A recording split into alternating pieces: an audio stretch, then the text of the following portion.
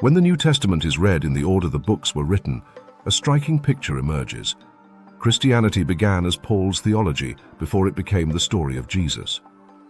The earliest surviving Christian texts are not the Gospels, but Paul's letters, written between 49 and 62 CE, decades before Mark, the first Gospel, around 70 CE.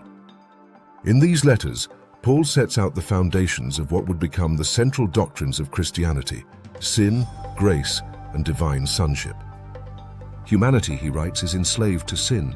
Salvation comes not through the law, but through faith in the crucified and risen Christ. Grace is the unearned favor of God, mediated through Christ's sacrifice, and believers are mystically united with him as sons of God. This is the language of theology, not biography. Paul never quotes Jesus' teachings, recounts his parables, or refers to his miracles. His Christ is a cosmic being revealed through mystical vision, not a Galilean teacher walking the roads of Judea. When the Gospel writers composed their narratives a generation later, they wove this Pauline theology backward into the story of Jesus' life.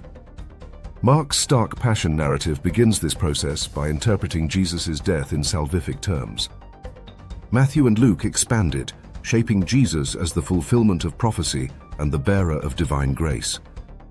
Finally, John completes the theological arc. Jesus is no longer the messenger of God's kingdom, but the eternal Word made flesh, the full expression of Paul's mystical Christ.